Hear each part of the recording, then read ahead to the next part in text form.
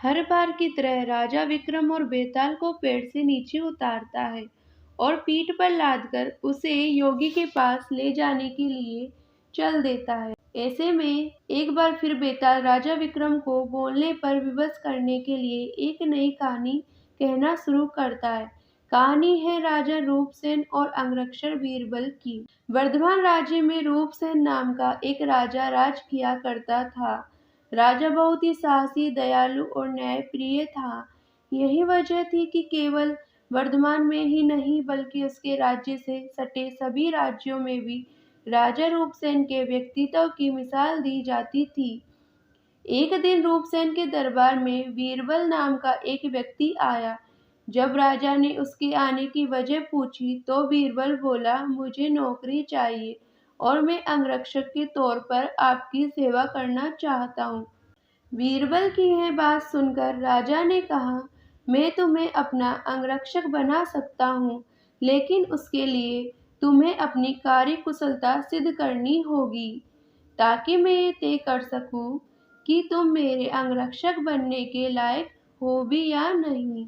राजा की यह बात सुन बीरबल फौरन तैयार हो गया। उसने अपने बाहुबल के साथ अपना शस्त्र कौशल भी दिखाया। बीरबल की सभी विशेषताओं को देखकर राजा रूपसेन बहुत प्रभावित हुआ। राजा ने पूछा, बीरबल बताओ, अगर मैं तुम्हें अपना अंगरक्षक बनाता हूँ तो तुम्हें प्रतिदिन खर्च के लिए क्या चाहिए? राजा ने के इस सवाल पर बीरबल बोला, महाराज आप मुझे 1000 तोला सोना दे देना। बीरबल का इतना कहना था कि दरबार में मौजूद सभी लोग हैरान होकर बीरबल की ओर देखने लगे। राजा रूपसेन भी बीरबल की मांग पर आश्चर्य में पड़ गया। और हो भी क्यों न, वेतन के रूप में भी बीरबल ने इतनी बड़ी रकम जो मांग ली थी। राजा ने गंभीर होकर बीरबल से पूछा, तुम्हारे परिवार में कितने लोग हैं? बीरबल ने उत्तर दिया, कुल महाराज, मैं, मेरी पत्नी, एक बेटा और एक बेटी। बीरबल का जवाब सुन राजा ने मन ही मन सोचा कि आखिर 4 लोग के भरण पोषण के लिए इसे इतने धन की क्या आवश्यकता है। फिर कुछ सोचकर उसने बीरबल को 1000 तोला सोना प्रतिदिन बतौर खर्च देने की बात मान ली। काम सिर्फ इतना था कि उसे हर रोज राजा की सुरक्षा के लिए राजा के कक्ष के बाहर पहरा देना था। राजा का यह जानना चाहता था कि बीरबल इतने धन का क्या करेगा।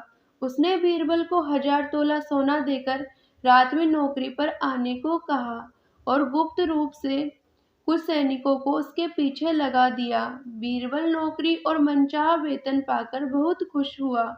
बीरबल सोना लेकर खुशी खुशी घर गया और आधा सोना ब्राह्मणों में बांट दिया। बाकी आधा बचा उसके 2 हिस्से किए। एक हिस्सा वैरागियों, सन्यासियों और मेहमानों को दिया। फिर बचे हुए सोने से अनाज मंगाया और बढ़िया पकवान बनाए। तैयार पकवान को पहले गरीबों को खिलाया और फिर उसके बाद जो बचा हुआ उसे अपने परिवार के साथ मिल बांटकर खाया। बीरबल की निगरानी कर रहे सैनिकों ने सारा नजारा देख जाकर राजा को बताया। राजा को ये जान संतोष हुआ कि उसके द्वारा दिए धन को बीरबल अच्छे काम में लगा रहा है। अब राजा को ये देखना था कि बीरबल अपने काम में कितना खरा उतरता है। बीरबल जब महल पहुंचा, राजा के कक्ष के बाहर पहरा देने लगा तो राजा सोया नहीं। राजा पूरी रात चुपके से जांच करता रहा कि बीरबल अपना काम कितनी ईमानदारी से करता है। राजा ने पाया कि बीरबल बिना पलक झपकाए पूरी मुस्तैदी से कक्ष के बाहर पहरा दे रहा था। बीरबल की ऐसी कर्तव्य निष्ठा देख राजा बहुत ही खुश हुआ। बीरबल प्रतिदिन इसी तरह सूरज ढलते ही महल पहुंच जाता और राजा की सुरक्षा में तैनात रहता। जब भी राजा को किसी भी चीज की जरूरत होती, बीरबल हमेशा हाजिर रहता। ऐसे ही देखते देखते कई माह गुजर गए। एक रात कुछ अजीब घटना घटी। राजा ने आधी रात किसी स्त्री की रोने बिलखने की आवाज सुनी। स्त्री की आवाज सुन राजा बहुत हैरान हुआ। राजा ने बीरबल को बुलाया और कहा, जाओ पता लगाकर आओ कि इतनी रात को कौन रो रहा है, साथ ही उसके रोने की वजह भी मालूम करना।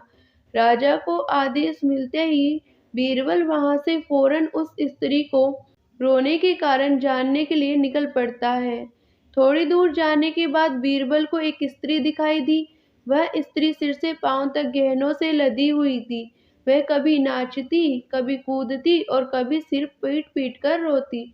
यह सब देख बीरबल उस स्त्री के पास गया। उसने स्त्री के ऐसा करने के पीछे का कारण पूछा। बीरबल के पूछने पर स्त्री बोली, मैं राजलक्ष्मी हूँ, रोती इसलिए हूँ कि राजा रूपसेन की जल्द ही मौत होने वाली है। उनकी कुंडली में अकाल मृत्यु लिखी है। अब उनके जैसा न्यायप्रिय और कुशल राजा चला जाएगा तो मुझे किसी और के अधिकार में रहना पड़ेगा। इसी बात का मुझे बहुत दुख। राजा की मौत की बात सुनकर बीरबल ने राजलक्ष्मी से पूछा, क्या इस मुसीबत को टालने का कोई उपाय नहीं है? इस पर राजलक्ष्मी बोली, उपाय तो है, लेकिन क्या तू कर पाएगा? बीरबल बोला, आप मुझे उपाय बताइए, मुझसे जो भी बन पड़ेगा मैं अवश्य करूंगा।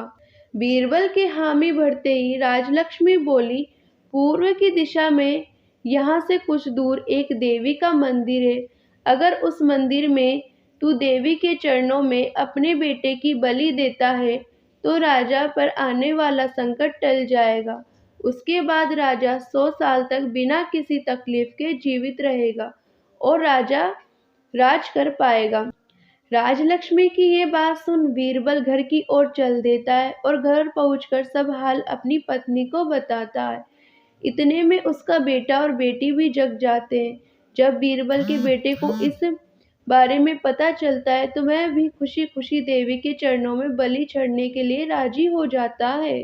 बीरबल का बेटा कहता है, सबसे पहले ये आपका आदेश, दूसरा राजा का जीवन बचा पाऊंगा, तीसरा देवी के चरणों में मृत्यु, इससे बड़ा सौभाग्य मेरे लिए और क्या होगा। पिताजी, आप अभी चलिए, मैं आपके साथ चलता हूँ। बेटे की यह बात सुन बीरबल अपने पूरे परिवार को साथ लेता है और देवी के मंदिर पहुंच जाता है।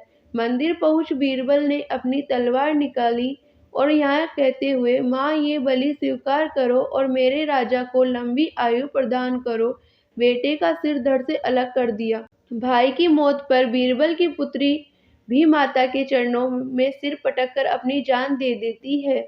पुत्र और बेटी दोनों के मर जाने पर बीरबल की पत्नी कहती है, पुत्र और पुत्री दोनों के खोने के बाद मैं भी जीना नहीं चाहती। इतना कहते हुए बीरबल की पत्नी बीरबल के हाथ से तलवार छीन अपना सिर माता के चरणों में चढ़ा देती है। पत्नी की मृत्यु के बाद जब अब बीरबल सोचता है कि मैं अपने परिवार में अकेला रह गया हूँ तो फिर मेरे जीने का भी क्या फायदा। ये सोचते हुए सामने पड़ी तलवार से वह खुद को भी खत्म कर लेता है। जब इस बारे में राजा रूपसेन को मालूम हुआ तो यह भी मंदिर पहुंचे और सारा नजारा देख बहुत दुखी हुए। उन्होंने सोचा कि मेरी जान बचाने के लिए 4 लोगों ने अपनी जिंदगी गंवा दी, ऐसे में धिक्कार है मेरे राजा होने पर, ऐसे जीवन का मैं क्या करूंगा। बस यही सोचकर राजा अपनी तलवार खींच लेता है और राजा अपनी तलवार से अपनी गर्दन काटने जा ही रहा था तभी अचानक वहां देवी प्रकट हो जाती है। देवी कहती है, राजन, मैं तेरे साहस से प्रसन्न हूँ, तू जो भी वर मांगेगा तुझे वह हासिल हो जाएगा। देवी की यह बात सुन राजा कहता है, देवी आप बीरबल और उसके परिवार को जिंदा कर दो। देवी तुरंत बीरबल और उसके परिवार को दोबारा जिंदा कर देती है। इतना कहकर बेताल बोला, बताओ विक्रम, इन सब में सबसे बड़ा बलिदान किसका? विक्रम बोला, बेताल, सबसे बड़ा बलिदान राजा का हुआ। बेताल ने पूछा, वो क्यों? विक्रम बोला, सुनो, पिता की आज्ञा का पालन करना पुत्र का धर्म होता है। सेवक का अपने राजा के लिए अपने प्राण दे देना उसका कर्म।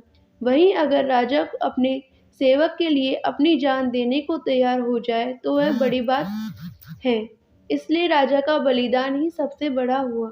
विक्रम से यह जवाब पाकर बेताल कहता है, बहुत खूब विक्रम, तूने सही जवाब दिया, लेकिन तू भूल गया, मैंने कहा था कि बोला तो मैं चला, इतना कहकर बेताल फिर वहीं पेड़ पर जाकर उल्टा लटक जाता है। कहानी से सीख, एक सच्चा राजा और नेता वो होता है जो अपनी प्रजा के लिए हमेशा समर्पित रहता है और उसके लिए जान की बाजी भी लगाने को तैयार रहता है।